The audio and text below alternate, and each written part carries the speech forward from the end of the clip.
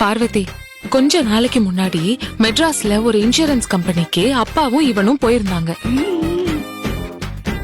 அங்கதான் ஒரு பொண்ணு உருவத்துல ஒரு ராட்சசிய பார்த்ததா சொன்னான். வாழ்க்கையிலேயே அப்படி ஒரு பொண்ண இன்னொரு தடவை பாத்துடவே கூடாதுன்னு என்கிட்ட புலம்பி தீர்த்துட்டான். அக்கா எல்லாத்தையும் சொல்லிட்டியாக்கா? சரிக்கா, துணிய மேல கொண்டு போய் காய போடுங்க, சாயங்காலம் மழை வரும்னு சொல்லிருக்காங்க. ஆமா, அப்புறமா பேசலாம். பேசலாம். மாமா, பார்வதி அன்னிக்கிட்ட என்ன பார்த்துதானே ராட்சசின்னு சொல்லிருக்கீங்க. அது அது அது வந்து நான் சும்மா சொன்னேன் பார்வதி. ஏ மாமா, என்ன பார்த்தா உங்களுக்கு ராட்சசி மாதிரி தெரியுதா? அது உன்னை பத்தி எனக்கு தெரியாதப்போ நான் அப்படி சொன்னேன். சரி, இப்ப என்ன பத்தி தெரிஞ்சிருச்சுல? இப்ப நான் எப்படி இருக்கேன் சொல்லுங்க. இப்போ உங்க கண்ணுக்கு நான் ராட்சசி மாதிரி தான் தெரியறேனா? சேச்சே சேச்சே, இப்ப நீ வேற மாதிரி தெரியற பார்வதி. வேற மாதிரினா எப்படி? அது 1/4 கிலோ அன்பு, 1/4 கிலோ கருணை, அப்புறம் 1/4 கிலோ சாந்தம், 1/4 கிலோ அழகுன்னு பாக்கறதுக்கு லட்சணமா அப்படியே எங்க சாரதாத்தா மாதிரியே இருக்க.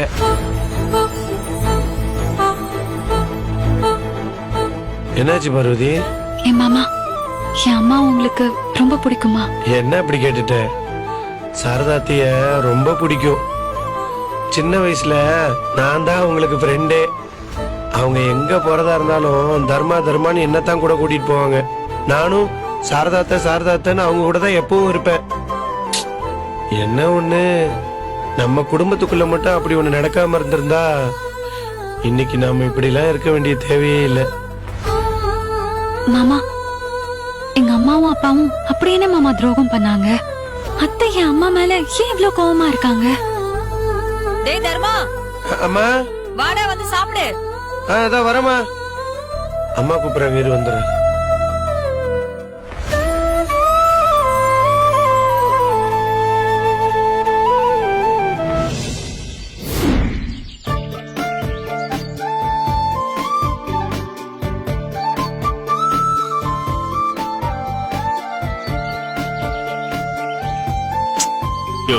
இன்னும் எவ்வளவு நேரம் வெயிட் பண்றது? இந்த வந்துருவாருன்னா எவனுமே காணோம்.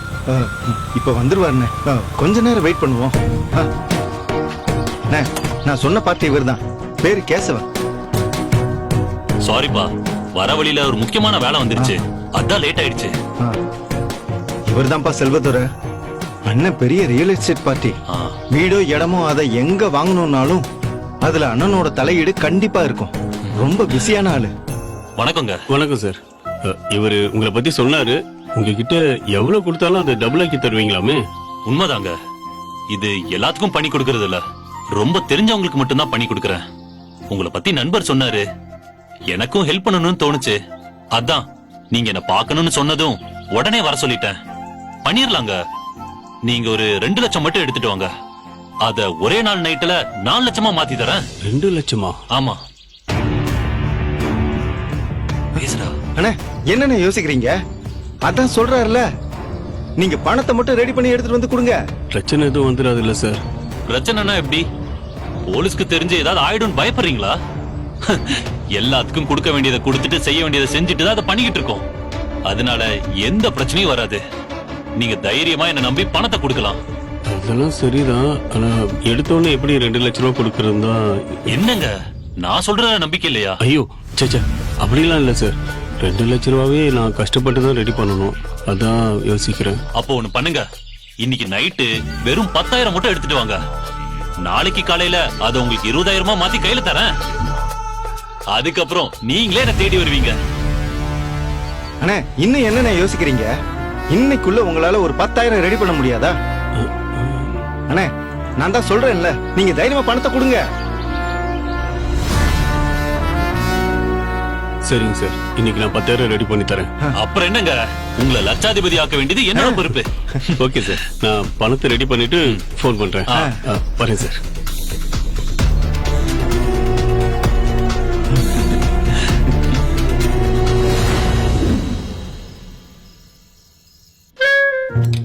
அக்கா, கொடுங்க, நான் பண்றேன். வேண்டாம் பார்வதி, உனக்கு காய்ச்சல் ரெஸ்ட் எடுக்க தானே சொன்னேன்.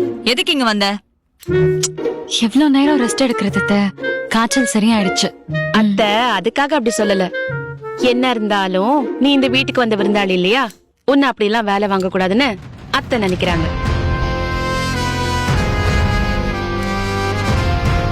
விடுங்க அண்ணி, இன்னும் ஒரு 2 நாளோ 3 நாளோ தானே இங்க இருக்க போறா. அப்புறம் ஹாஸ்டல் போயிடுவாள்ல. அது வரைக்கும் அவ இஷ்டப்படியே இருந்துக்கிட்டோம். ஆமா ஆமா, இன்னைக்கு மட்டும் பார்வதிக்கு காய்ச்சல் அடிக்காம இருந்திருந்தா இந்நேரத்துக்கு அவன் ஹாஸ்டல்ல தான் இருந்திருப்பா. காய்ச்சல் இருந்ததுனால தானே அத்தை இவ்வளவு ஹாஸ்டலுக்கு போக வேண்டாம்னு சொல்லிட்டாங்க. ஆனா பரவாயில்ல, ஒரே நாளையே காய்ச்சல்லாம் சரியாயிடுச்சு. வேணும்னா ராஜதுரை அண்ணகிட்ட சொல்லி நாளைக்கே இவ்வளவு ஹாஸ்டல்ல சேர்க்க சொல்லிடலாமா? என்ன சித்ரா, நீ மீனாட்சியும் சேர்ந்து இவள ஹாஸ்டலுக்கு அனுப்பி வைக்காம விட மாட்டீங்க போல இருக்கே. அப்படி இவ உங்களுக்கு என்னதான் செஞ்சுட்டான்னு அத்தை தெரியலையே. இல்ல அத்தை, அப்படிலாம் ஒண்ணும் இல்ல அத்தை. அம்மா, நீ என்ன கொன்றுவேன். எப்ப பார்த்தாலும் நானும் பார்வதியும் ஏதோ எதிரி மாதிரி நினைச்சு பேசிட்டு இருக்க. நான் அவ ஹாஸ்டல் போகணும்னு நினைக்கிறது எனக்காக இல்லம்மா, அவளுக்காக தான். ம், நாளைக்கு அவளுக்கு கல்யாணம்னு ஒண்ணு ஆகும். அப்போ 4 பேரு 4 விதமா பேசினா அவ வாழ்க்கை தானமா கஷ்டமா இருக்கும். அதனாலதான் அவளை ஹாஸ்டல் அனுப்பி வைக்கணும்னு சொல்றேனே தவிர மத்தபடி எனக்கும் பார்வதிக்கும் நடுவுல எதுவுமே இல்லமா. பரவாயில்லையே மீனாட்சி, பார்வதி மேல உனக்கு எவ்வளவு அக்கறை. இத கேட்ட உடனே எனக்கு அப்படியே பெத்த வயிறு குளு குளு குளு குளுன்னு இருக்கு. அம்மா, நீ என்ன கிண்டல் பண்றியா? சேச்சா, அம்மா உண்மையிலேயே உன்னை நினைச்சு ரொம்ப பெருமைப்படுறேன். போட்டுட்டாலும் பார்வதி, வாமா, நீ எங்களோட வேலை செய். அத்தை, நீங்க சாம்பார் வச்சாதானே உங்க பிள்ளைங்க எல்லாம் சாப்பிடுவாங்க. ஏன் இன்னைக்கு ஒரு நாள் பார்வதி வச்ச சாம்பாரை எல்லாரும் சாப்பிடட்டும், ஒண்ணும் ஆயிடாது. முதல்ல பார்வதிய நீங்க எல்லாரும் வேற ஒருத்தையா நினைக்கிறத நிறுத்துங்க. இவ எங்க குமரேசன் பொண்ணு. தாய் தகப்பனை இழந்து வந்தவள நம்ம ஒதுக்கி வச்சு பாக்குறது பெரிய பாவம். ஒருத்தவங்களோட சந்தோஷத்துல கூட நிக்கிறத விட கஷ்டத்துல நிக்கிறது தான் மனுஷனுக்கு அழகு. இவ எப்படியோ ஹாஸ்டலுக்கு போக தான் போறா. தர்மதுரை கிட்ட ஹாஸ்டல் பார்க்க சொல்லிட்டேன். இவ போற வரைக்கும் இந்த வீட்ல சந்தோஷமா நிம்மதியா இருந்துட்டு போகட்டும். பார்வதி, இங்க வா. அத பாரு, சாம்பார் பொடி அங்க இருக்கு, அதுல 2 ஸ்பூன் போடுமா. 1/2 ஸ்பூன் உப்பு போடு. பெருங்காயம் இருக்கு, அதுல கொஞ்சம் போடு. அப்புறம் அங்க கொத்தமல்லி இருக்கு, அதை எடுத்து இறக்குறப்ப மேல தூவி இறக்கிடு. சரிங்க அத்தை. அத்தை, இவ்வளவு தூரம் சொல்லி கொடுக்கறதுக்கு நீங்களே சாம்பார் வச்சுட்டு போயிடலாமே. ஏன் எல்லா வேலையும் ஏன் தலையில கட்டலான்னு பாக்குறீங்களா? இன்னைக்கு சாம்பார் பார்வதி தான் வெப்பா. நீங்களும் உங்க வேலையை பாருங்க. நான் பெத்ததுதான் எதுவும் செய்ய மாட்டேங்குது. நீ சாம்பார் வைமா. சரிங்க அத்தை.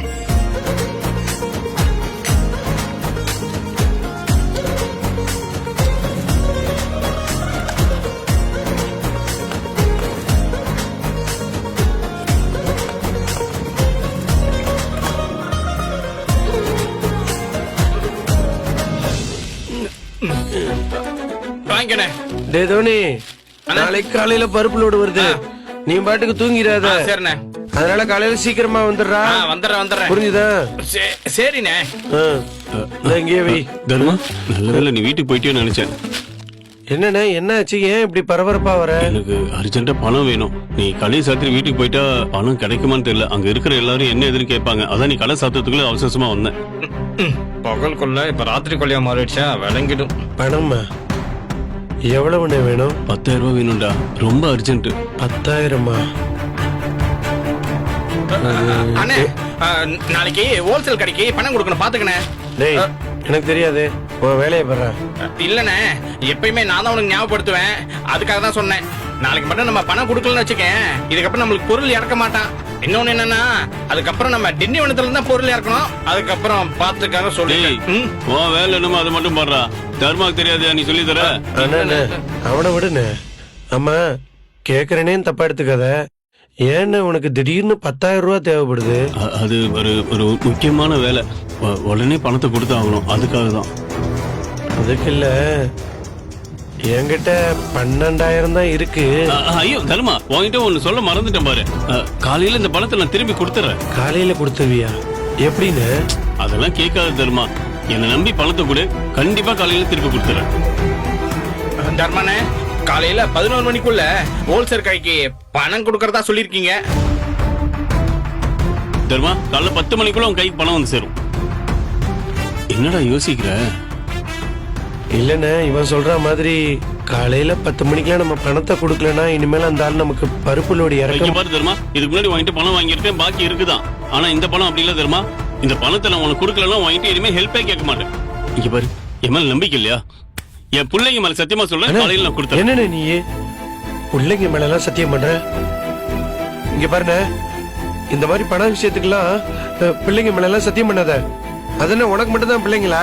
அவங்களுக்கு நான் சித்தப்பேன், எனக்கும் அது பிள்ளைங்க மாதிரிதான்.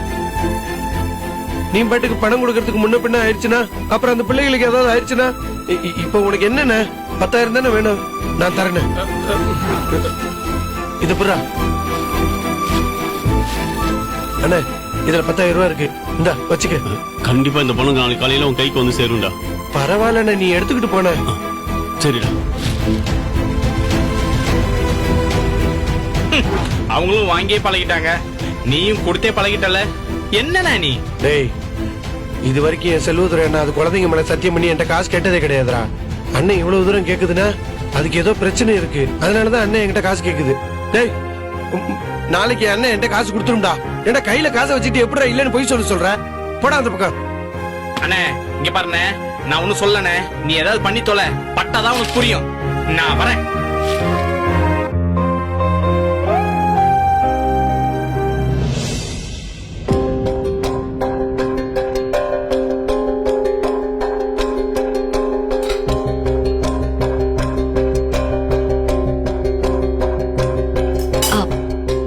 மீனாட்சி, என்ன மாவுக்கு தண்ணி பத்தல, கொஞ்சம் எடுத்துட்டு வந்து தரியா? என்னது? நான் உனக்கு தண்ணி எடுத்துட்டு வந்து தரணுமா? ஏன் உனக்கு கையில நீ போய் எடுத்துக்க மாட்டியா? கையெல்லாம் மாவா இருக்கு மீனாட்சி, அதான். இத பாரு, ஏதோ எங்க அண்ணன் சொல்லிச்சுன்னு தான் நான் உனக்கு மாத்திரை வாங்கிட்டு வந்து கொடுத்தேன். அதுக்காக நீ சொல்றதெல்லாம் நான் செய்வேன்னு நினைக்காத. நான் ஒன்னும் நீ வச்ச ஆள் இல்ல. ஐயோ, தப்பா எடுத்துக்காத, நான் யதார்த்தமா தான் கேட்டேன். ஏய், நீ எப்படி கேட்டிருந்தாலும் சரி, என்ன வேலை வாங்குறதெல்லாம் நீ வச்சுக்காத. என்ன ஒன்னும் இங்க உனக்கு வேலை செய்யறதுக்காக நேர்ந்து விடல. சாரி மீனாட்சி. அடேங்க அப்பா, இப்ப நீ சாரி சொன்னதால நீ நல்லவளாயிட்ட, நான் கத்தி பேசுறதால நான் கெட்டவளாயிட்டேன், அப்படிதானே? ஏய் என்னாச்சு மீனாட்சி? எதுக்கு இப்படி கத்திட்டு இருக்க? என்ன உன் பிரச்சனை? எதுக்கு பார்வதி திட்டிட்டு இருக்க? ஓ, இவள நான் திட்டுறது மட்டும் உன் காதுல கரெக்டா விழுந்துச்சுல? பின்ன உன் சத்தம் தானே கேட்டுச்சு, அப்ப உன்ன தானே கேட்க முடியும். என்ன நடந்துச்சு? ஏய், நான் இங்க கேட்டுட்டு இருக்கேன், அவளை எதுக்கு நீ மறைச்சிட்டு இருக்க? பார்வதி, இவையே உன்னை திட்டிட்டு இருந்தா? ஒன்னும் இல்ல, சும்மாதான். சும்மாவா உன்னை திட்டுவா? என்ன நடந்துச்சுன்னு சொல்லு. இப்ப நீ சொல்ல போறியா இல்லையா? நான் மாவு அரைச்சிட்டு இருந்தேன், மாவுக்கு தண்ணி பத்தல. என் கையெல்லாம் மாவா இருந்துச்சுன்னு மீனாட்சியை தண்ணி எடுத்துட்டு வர சொன்னேன். அது அவளுக்கு பிடிக்கல போல. ஏண்டி, உன்னை தண்ணி எடுத்துட்டு வர சொன்னதுக்காகவா இவளை இவ்வளவு திட்டுன? ஏன் போய் எடுத்துட்டு வந்து கொடுக்க வேண்டியதானே? மா, இவ யாருமா என்ன வேலை வாங்குறதுக்கு? அப்படிலாம் இவளுக்கு எந்த வேலையும் செய்ய முடியாது. ஏய், ஏன் செய்ய முடியாது? மேடம் அப்படியெல்லாம் இந்த வீட்டை வேலை பார்த்து கிழிச்சிட்டீங்க. இங்க பாருமா, நீ தேவையில்லாம கண்டவ முன்னாடியில என்ன அசிங்கப்படுத்தி பேசாத. மீனாட்சி, என்ன பேசுற நீ? இப்படிதான் வீட்டுக்கு வந்தவங்கள மரியாதை இல்லாம பேசுவியா? பா, யாருக்கு மரியாதை கொடுக்கணும் கொடுக்க கூடாதுன்னு எனக்கு தெரியும் பா. இவளுக்கெல்லாம் என்னால மரியாதை கொடுக்க முடியாது. அடச்சே, என்ன ரொம்ப பேசிக்கிட்டே இருக்க? மா, என்னால இவ சொல்றதெல்லாம் செய்ய முடியாதுமா. இவளே இந்த வீட்ல ஓசி சோறு தானே தின்னுட்டு இருக்கா. இவளே இப்ப எடுத்துக்கிறதுக்கு என்ன? அப்படி வா. ஏய்! நானும் பாத்துக்கிட்டே இருக்கேன், விட்டா ரொம்ப பேசிக்கிட்டே இருக்க. வீட்டுக்கு வந்தவங்க கிட்ட எப்படி நடந்துக்கணும் கூட உனக்கு தெரியாதா? நாளைக்கு போற இடத்துல இப்படி நடந்து எங்க மானத்தை வாங்க போறியா? ஏய், இனிமே பார்வதிய மரியாதை இல்லாம பேசின தொலைச்சு விடும், தொலைச்சு.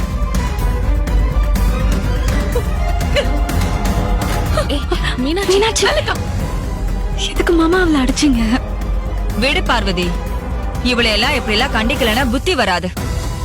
நீ அவ பேசினது எதையும் மனசுல வச்சுக்காதமா. உன்னை யார் இந்த வேலையெல்லாம் பார்க்க சொன்னது? என்னம்மா? இல்ல, நான் தான் அரைக்கிறேன்னு சொன்னேன். பார்வதி தான் விடாப்படியா பாத்துக்கிறேன்னு சொன்னா, அதான விட்டு போனேன். பார்வதி நீ போ, நான் பாத்துக்கிறேன். பார்வதி, நீ உள்ள போய் ரெஸ்ட் எடுமா, அவ பாத்துப்பா. போ. சொல்றாங்கல்ல, ஓ.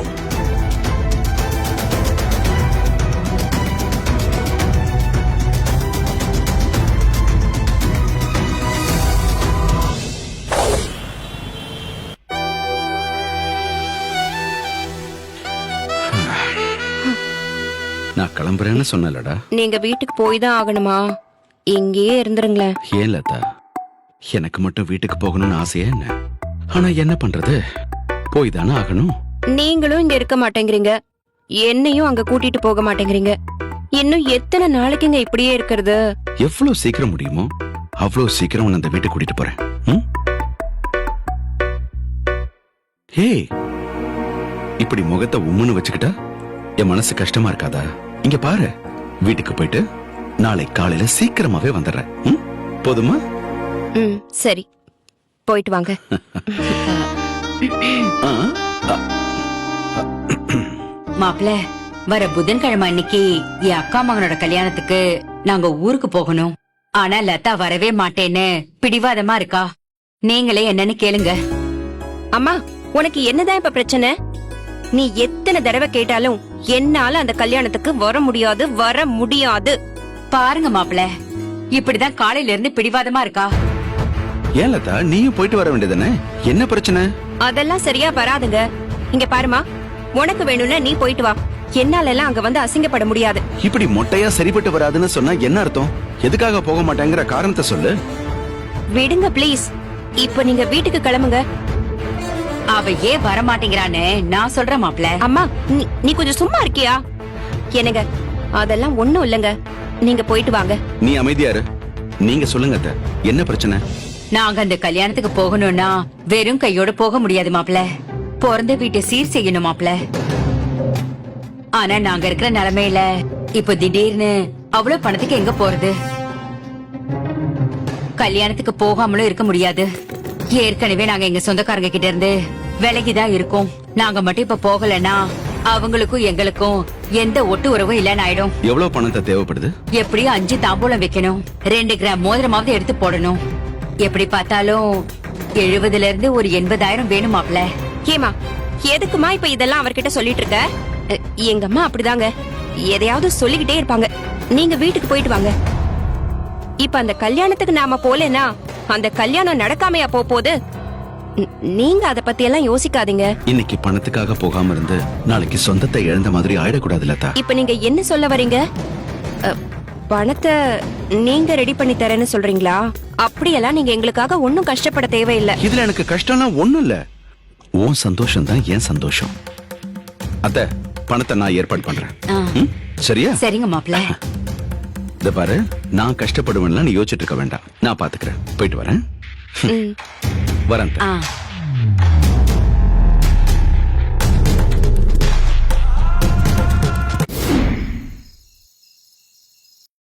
இன்னும் கொஞ்சம். மாமா, சட்னி போதும். இன்னும் கொஞ்சம். போதுமா? அண்ணி எனக்கு போதுமா? நீயும் உட்கார்ந்து சாப்பிட வேண்டியதானே? அதான் பரிமாறத்துக்கு ஆள் இருக்காங்கல்ல. பரவாயில்ல மாமா, நான் அப்புறம் சாப்பிட்டுக்கிறேன். அக்கா, நீங்களும் உட்காந்து சாப்பிடுங்களேன், நான் பரிமாறுறேன்.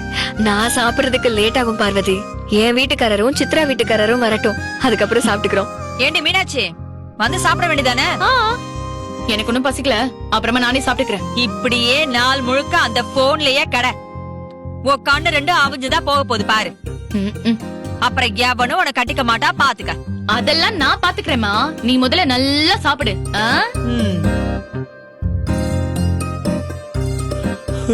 என்னம்மா அதிசயமா இருக்கு, எல்லாரும் இவ்வளவு லேட்டா சாப்பிடுறீங்க? வேற என்னடா பண்றது தர்மா? இந்த வீட்ல சாப்பிட கூட நேரம் இல்லாம கஷ்டப்பட்டு வேலை பார்த்துட்டு இருக்காங்கல்ல, அதான். தண்ணி கூட்டா. மாமா, தண்ணி குடிங்க. என்ன சும்மா இருடா.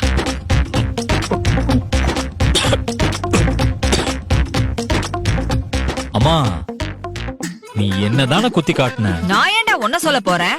அப்போ நீ என்ன சொன்னியா? நான் உங்க யாரையும் சொல்லல, என்ன நானே சொல்லிக்கிட்டேன். போதுமா? என்ன இலக்காரமா நினைக்காதம்மா.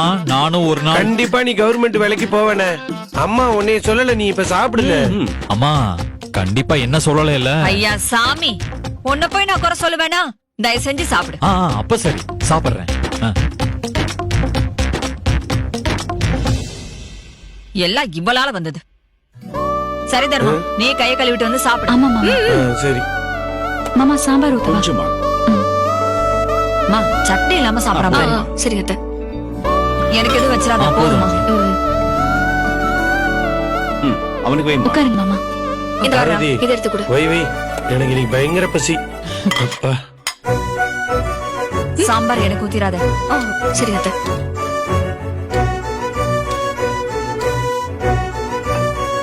சாம்பார் ஊத்துங்க.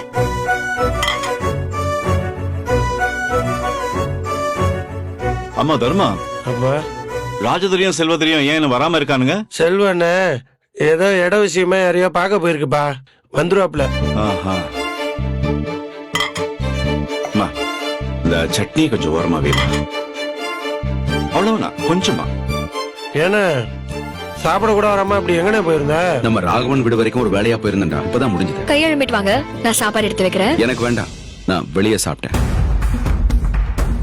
இப்படி அடிக்கடி வெளில சாப்பிட்டா உடம்புக்கு என்னத்துக்கு ஆகுது? உனக்காக தான் உன் பொண்டாட்டி இன்னும் சாப்பிடாம இருக்கா?